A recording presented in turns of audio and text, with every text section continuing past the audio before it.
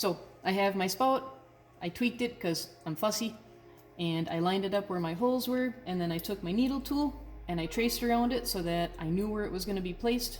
I scored there and I scored there. Now I'm going to take and I'm going to put slip on my spout. You could put it on the body of your teapot, totally up to you. I like the spout because I think it keeps it cleaner. And then we line it up, support the inside, make sure you're straight, that's the key thing. And you wiggle and you push. And there's Katie.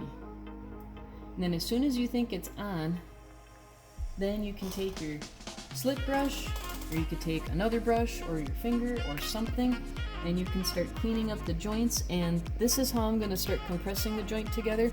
I'm going to play with this more later and sculpt on it because this is ugly. This is obviously not done. This was for support because this started to crack while I was working on this. So this in a nutshell is how you attach your spout.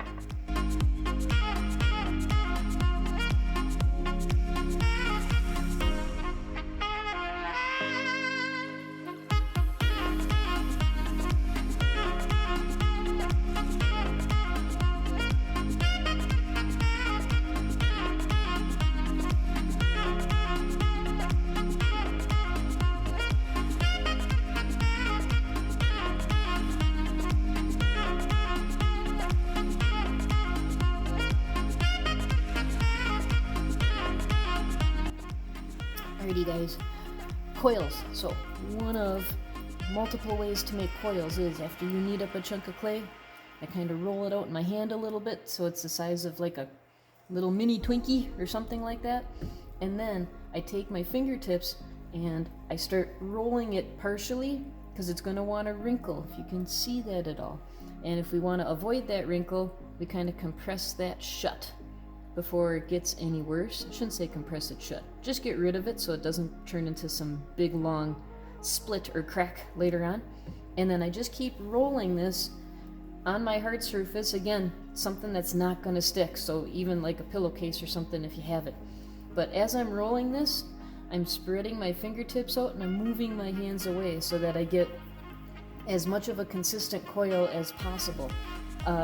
For me, this works great for the coils that you might use to reinforce joints, or if you know you're going to change the look of this, because sometimes they're not super consistent. You can see I've got a skinny spot there, but they'll work well for non-pretty applications, let's put it that way, because it's okay. It's not the best, and I am kind of doing this somewhat fast because I don't want this video to get longer than it has to be for you guys.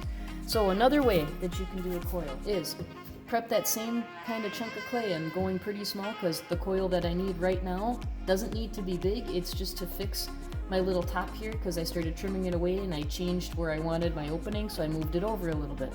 So one other way to make a coil is if you get it a little bit wet, whether you dip your fingers in a bucket of water or spray it down, and I just start pulling it on my surface. It's going to want to slide around, so I try and move to different locations of my table, or if you're on a pillowcase or something, again, move to a drier spot so that it doesn't slide on you so much.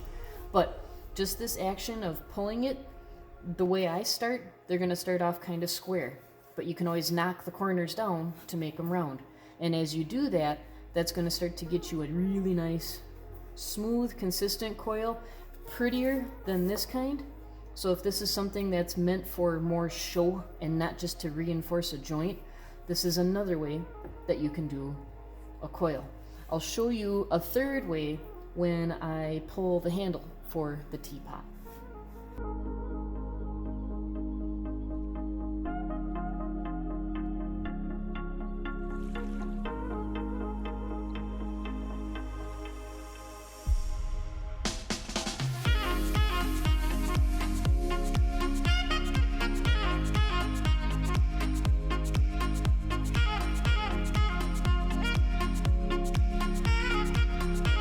Pulling a handle.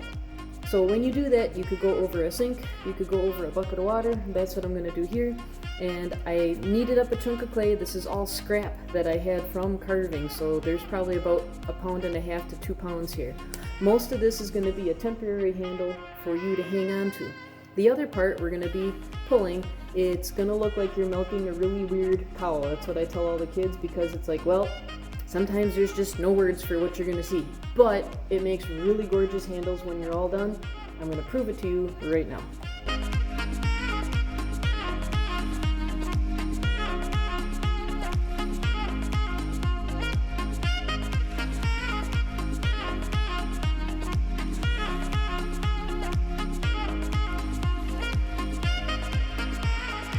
I have my handle, and I was impatient, so yes, I took a blow dryer and I dried it because I didn't want to wait.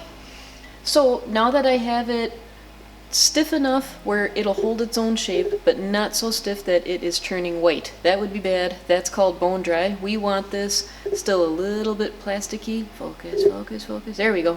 A little bit plasticky, a little bit movable, but not so dry that the minute I move it, it's going to start to crack, even though I don't need to move it too much. But after I did that, I kind of brought it over to the teapot, and I sized it up because I don't want a humongous handle. It'll overpower the whole size of the teapot, but I don't want something so dainty that you would be afraid to pick it up because it would break. I also really look at the space between the teapot and the handle. You don't want it where when you grab the handle, your hand is a mile away, but you don't want your fingers not being able to sneak in here at all. You want to give yourself enough room and take into account this is going to shrink. So with all of that, I have a handle that's a decent size, I think, for this teapot. The other thing I did is I am on the exact back side of the teapot, meaning I am directly opposite of where my spout is. Unless you're doing a Japanese style teapot where you've got the handle coming out the side and you turn your hand to pour it, usually your handles are either directly opposite of the spout or coming over top and then curling around back by the spout. So the next thing I did, now that I know I'm directly opposite of where my spout is, I took my needle tool and I just put 2 little marks just to tell me where things have to be. And I also took my needle tool and kind of used it like a plumb line and dropped it straight down so that hopefully the bottom of my handle is directly below the top of my handle so that things don't twist and warp in the kiln too bad. That's always a hope. There's always a gamble. Sometimes you just never know. So now I'm going to slip and score it on.